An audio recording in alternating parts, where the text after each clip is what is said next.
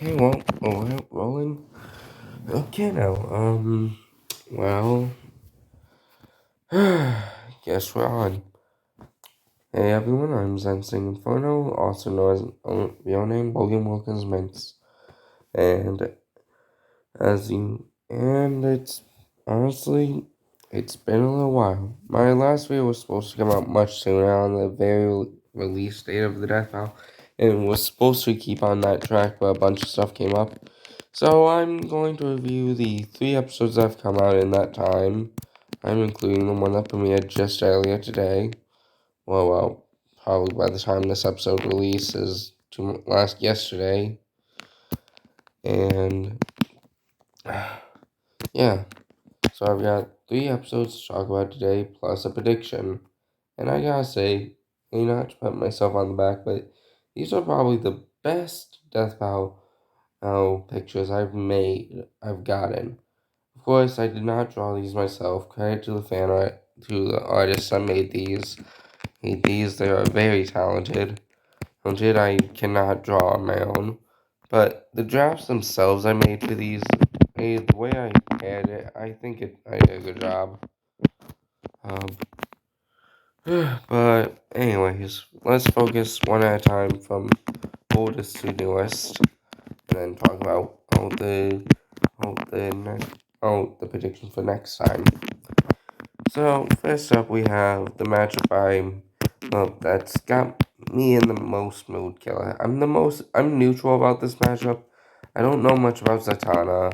I know a lot about Scarlet, but after doing some research, Zatanna should not have won that matchup.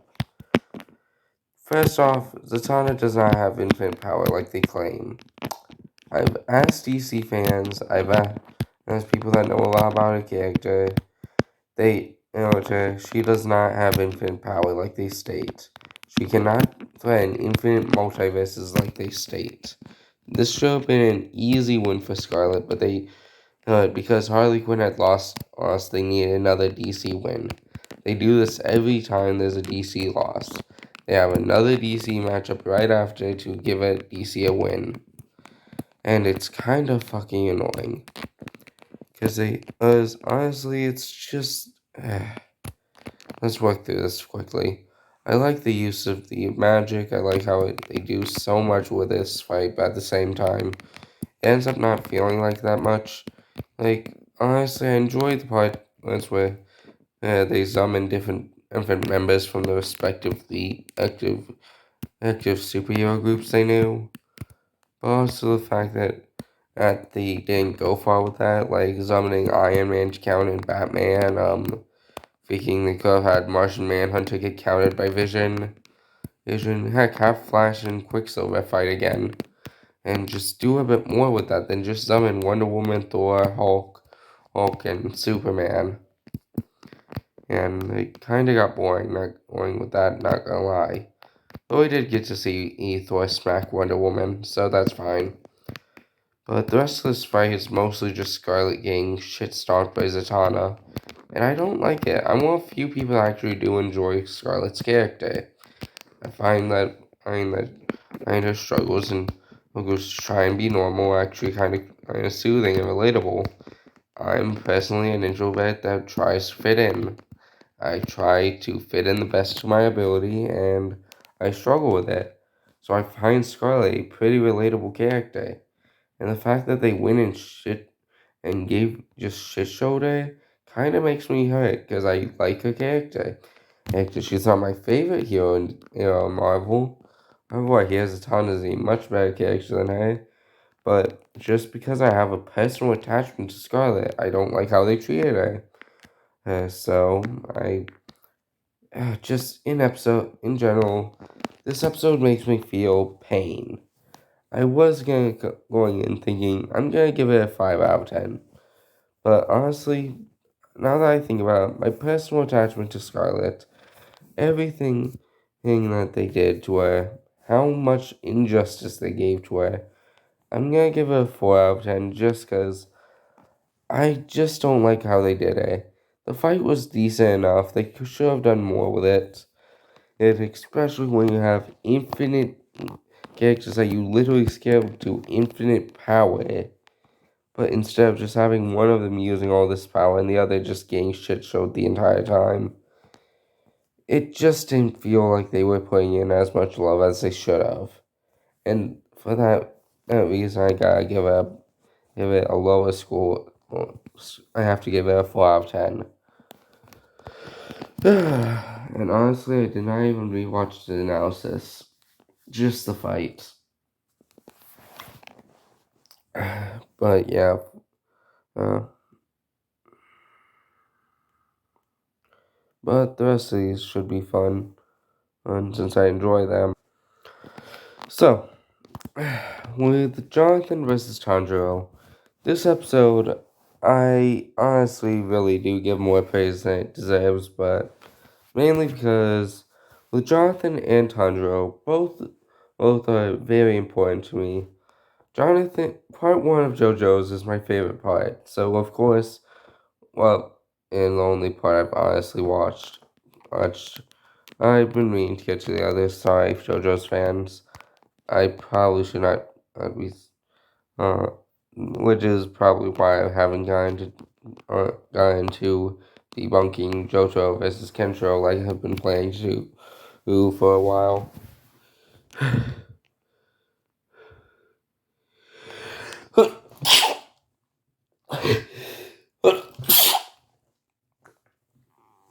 Sorry about that.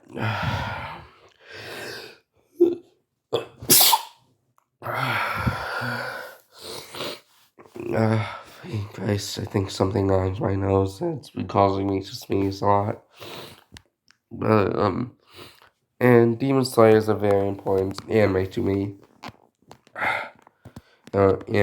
for many reasons, and I really was hoping that they did both justice. Now, I do want to address there were much better opponents for both. But Tanjiro could have gone with, for example, Renokuma, the Blue Exorcist, my personal favorite matchup for Tanjiro, which I'll probably get into in a future detail, which is since it's number 9 on my most wanted death battles, which I'll be making a video for coincidentally tomorrow. But back to it. And Jonathan, there was a bit more like there was a lot better characters for him to go up against, but honestly, I think that uh, this route was probably for the best. Tanjiro and Jonathan were, though, to the fight, Tanjiro and Jonathan were great. Their voices were fine, but what I was most interested in seeing was the art of was the was the techniques that Tanjiro uses and how they handle the hand drawn effects. And to no one's surprise, they handle them very well. Now, they're just as beautiful as they are in the actual show. They do a great job with all the hand drawn effects throughout this episode, which is important because those hand drawn on bits are a big part of Demon Slayer. They are a big part of Tanjiro's fighting style. The vibrant colors of Demon Slayer is what makes Demon Slayer Demon Slayer. Yeah, the fight scenes are made more impactful by the vibrant art style of Demon Slayer. Whether Tanjiro's using water breathing or sun breathing. But Joseph wasn't to be outdone. All his moves feel impactful except for, well, the mirage of punches he throws at the beginning, but yeah. Every other punch that Jonathan throws at Tanjiro feels like would rip a normal human a new asshole. It feels like Tanjiro's bones should be shattering. It feels like Tanjiro shouldn't be able to get up after that blow. But Tanjiro keeps fighting because he's not. A, absolute willpower, and B, he ain't no bitch. And that's what I like about the two. The two are who don't go down easy no matter what you say. Hey, and honestly, I'm glad they got represented properly. They both were extremely polite to each other throughout the episode.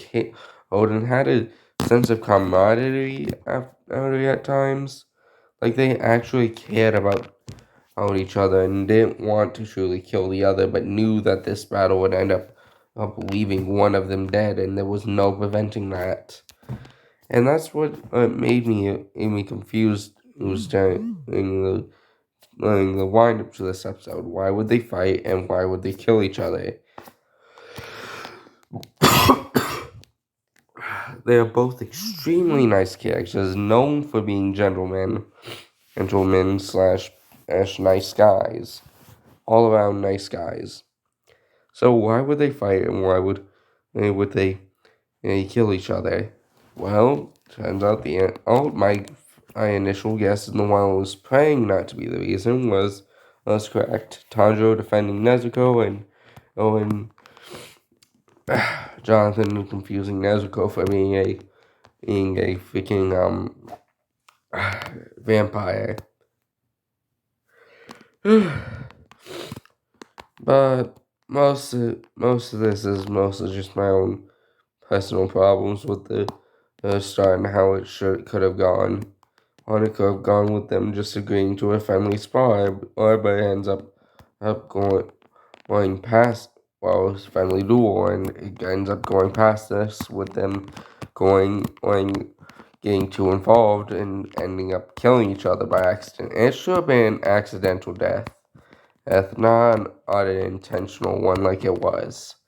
That's probably the biggest issue with the death, though. How serious they tried making it was actually nice. How Tanjiro ended up letting out those final words, and we see him let out two more, which is pretty cool. Where he said "thank you," and it was a heartfelt moment. And that last part with Jonathan holding out his hand to Nezuko, but Nezuko retracting hers is right before grabbing his, leaving it open ended.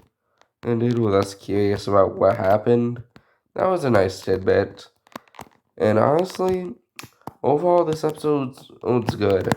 But I don't have much to complain about. It's a solid 7 out of 10. A big improvement from the last episode. But the next one, ooh, I love the next one. And that is Thor vs. Vegeta. Okay, well, let's break this down one by one. First off, the intro. I enjoyed it. The intro of it establishes the characters as it should, and also says there's a few connections that I never thought of for this match. And I can understand the matchup a little, though I still don't like it. Thor vs. Vegeta was a matchup I've never been a fan of. I felt like if they were going to bring Thor back, it should have been against another rematch against freaking one. It should have been against a rematch with Wonder Woman. But it's whatever. Ever with this, but between the two analysis, both were show stealers compared to every other analysis in this season. Harley's was great. Jinx was okay. Scarlet and Zatanna's I didn't care for. Or Joseph and Tanjiro's were great. I didn't even talk about that last time, did I? But this one, they are both the best analysis this season, is in my opinion. They have the best jokes, the best cutaway gags, and the best speaking, just the best in general. Thor's was the show stealer here. Thor's was better, but Vegeta wasn't to be not be outdone and had some genius moments as well. Let's talk about Thor's first. So now, the joke, my favorite, how there's a few, first off, a lot of the jokes in Thor's analysis were great. I really loved Thor's analysis. So my favorite joke was how Boomstick was worthy the Mjolnir. I found that to be an amazing character moment for Boomstick. It kind of makes me curious about his future endeavors and stuff. Uh, Oh, and that's about the most notable thing from it. Though I did laugh at all the jokes each time I watched it. watched it. They all land really well, though they aren't always as notable as that one. But the most, but there's half a dozen jokes I can recall for Vegeta's analysis that I love. Vegeta's analysis has better jokes. Thor's is just better in general, besides jokes. Vegeta, yeah, the joke about Vegeta becoming a blonde without the hair dye was funny. The joke about all the laser beams was fun. Beams Vegeta fires was funny. Boomstick Annihilating Dummy was funny. Just all of them hit really well, and I enjoyed them. But what really steals the show in this episode is the fight. This fight is so glorious, I can't even begin to describe it. So let's describe it. So I'll break this down one by one for those that, want to hear my opinion on it. So the start of it is so in character for both. Thor were getting curious about Vegeta's power just as by him destroying a tree he was carrying through powering up is really cool. And Thor were talking to Vegeta so casually while Vegeta's just getting more and more pissed off. Vegeta's my favorite Dragon Ball character. Second favorite. Beerus is my favorite, obviously. Obviously, with how much praise I give Beerus versus Galaxia. But after getting the hammer thrown at him, after Mjolnir returns and Vegeta narrowly dodges it, Vegeta actually going on the offensive actually made the most sense. So Vegeta being Thor and Vegeta, neither Thor nor Vegeta technically being the aggressor in this situation, with them both being the aggressor technically, kind of fits the two characters well. Since Thor's they're both heroes, so why would they fight for no reason? If they're both being aggressors to each other, though, then it makes sense. So after this, they break into the base clash where each hit feels impactful. It feels strong and powerful. And after a few hits, Thor brings out Stormbreaker, which yes, I'll call it Stormbreaker since I cannot pronounce its real name. And I know that, and it's the movie name for the axe. So Thor breaks out Stormbreaker, and Vegeta dodges each attack from it, knowing it could possibly kill him pretty easily. That was until he caught the axe, went Super Saiyan Blue evolved, and Hakkai'd it. That was the most creative way to destroy the axe and get rid of it.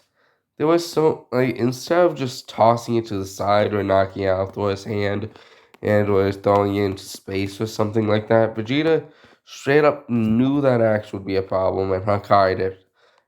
But Thor attempted to do it to Thor at the same time, but Thor resisted. That was a really creative way to use Hakai, in my opinion, and I liked it. So what else does this fight do? A lot. After the Super Saiyan Blue evolved, they break out into a fight over the water where Vegeta gives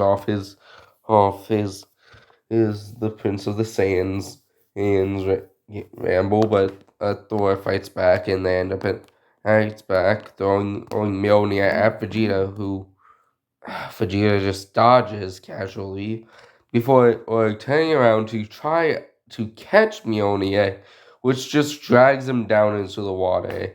I loved seeing Vegeta's face as he realizes that Mjolnir was just so powerful that it could drag him down, all because Vegeta wasn't worthy of it. That was really freaking cool, and I enjoyed it. And after they get into the water, Vegeta just knows in order to beat Thor, he has to use Ultra Ego. So he does. And Thor keeps his ground.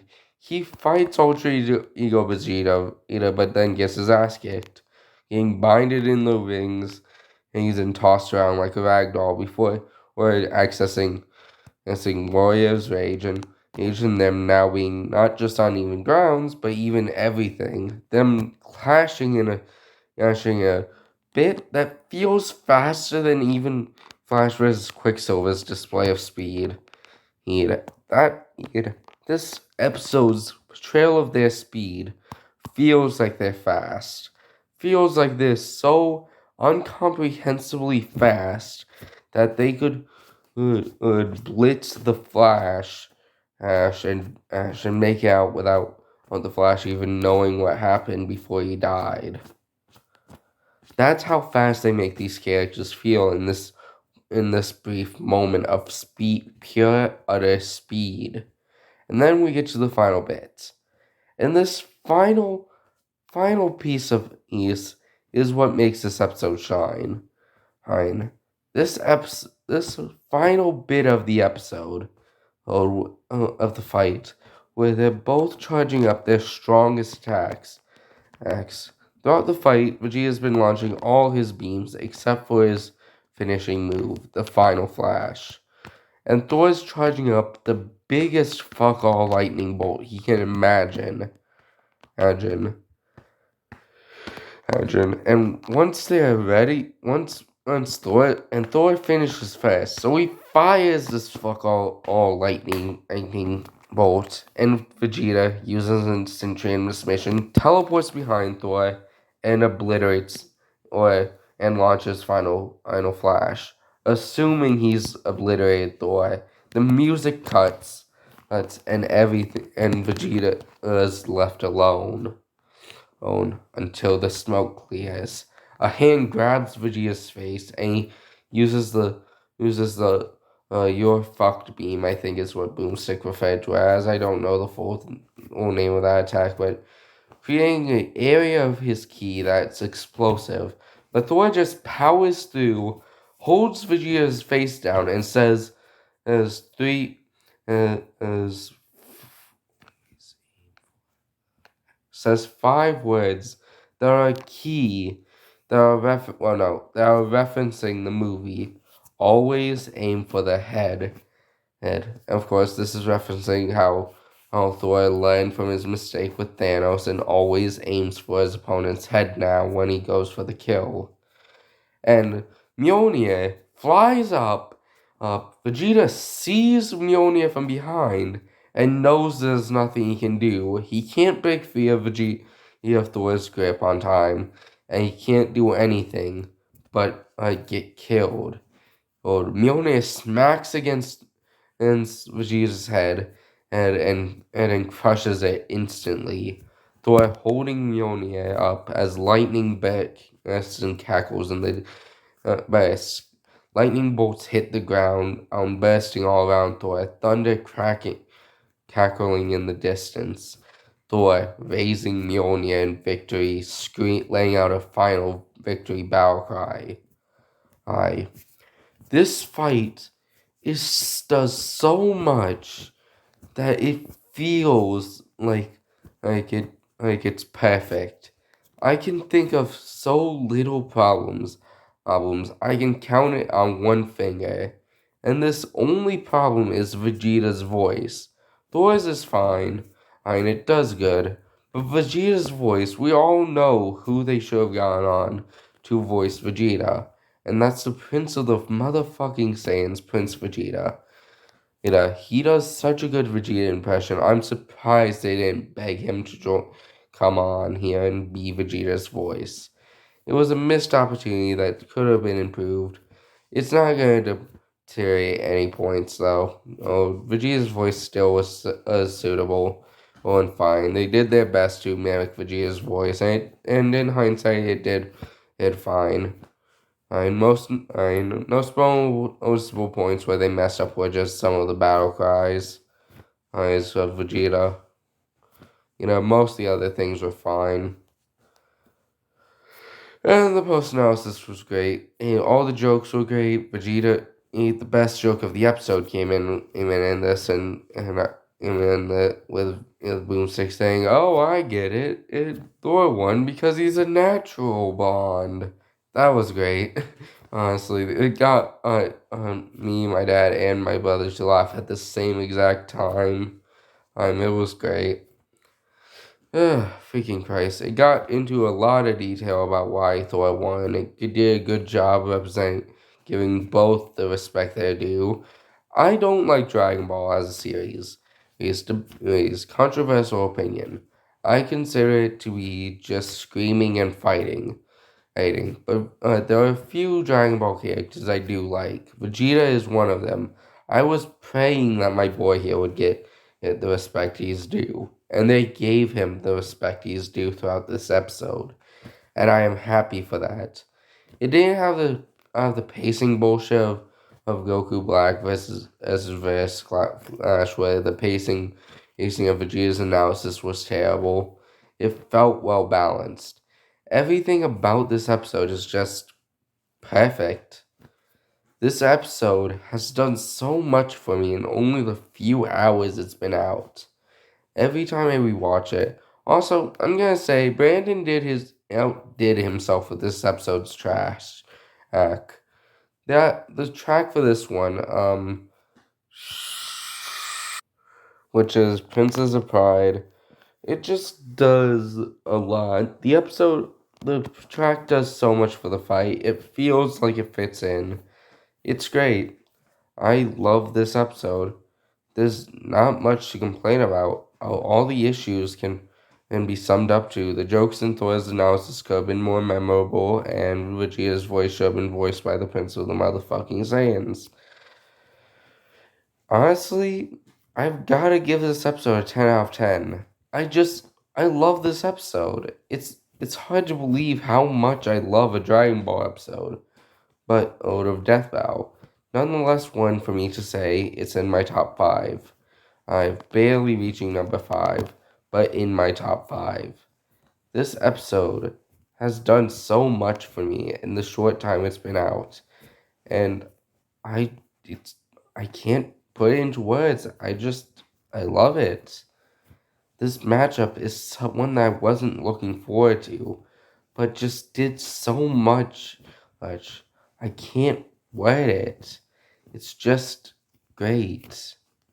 Honestly, I can't believe how well it did. But enough blabbling, because now I get to be truly happy here. Because the next time is Homelander versus Omni Man. I haven't talked about my top 10 most wanted death battles a lot in a while. But ever since that last episode came out, that episode of my top 10 favorite death battle matchups, that wasn't my top 10 most wanted. This is number 5, wait no, number 3 of my most wanted death battle matchups. You cannot believe how hyped I was seeing Omni-Man than Homelander. Homelander and Omni-Man are from my two favorite Amazon series. Amazon Prime series to watch. Watch The Boys and Invincible. I know that they're from comic books too, but the Boys comics I can't find, and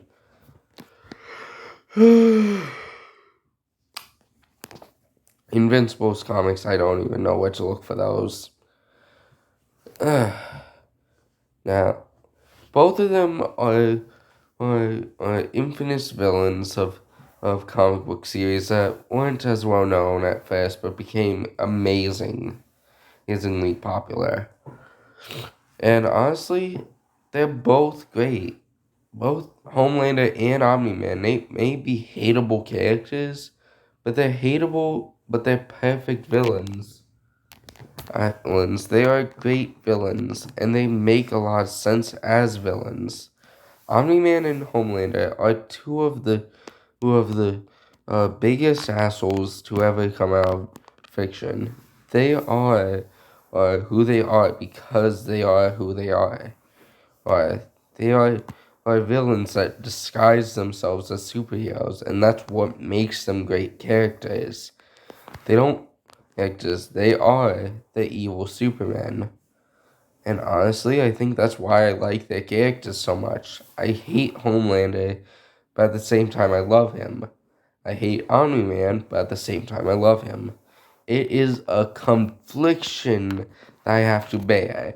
So of course, when I found out these two who had so much in common, it became one of my favorite matchups, and one of my most wanted matchups.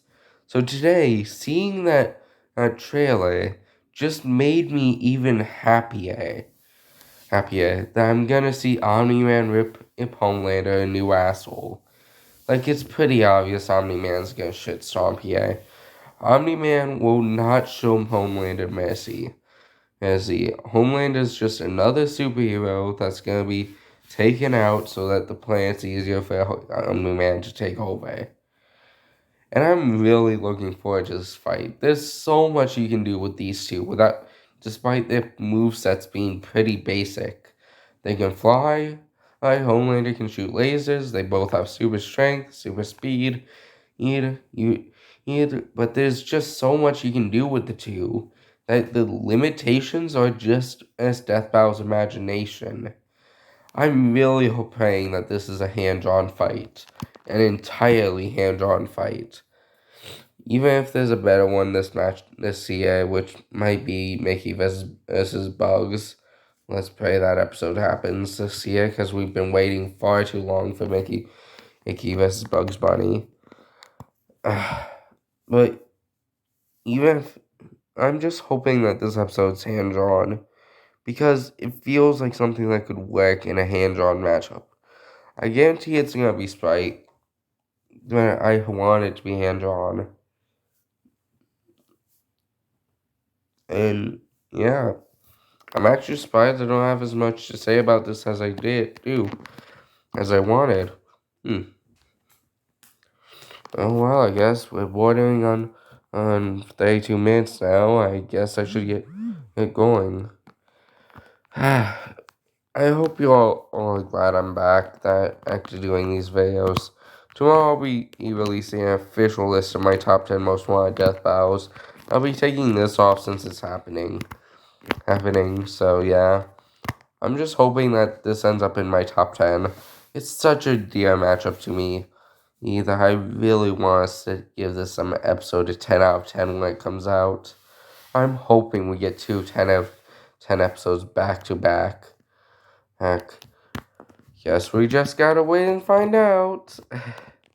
Anyways, for now, I'm Logan Wilkins, Sensing Inferno, whichever you want to call me. Please remember to like, comment, and subscribe. And hit the notification bell if you haven't already. And of course, I'll catch you on the flip side.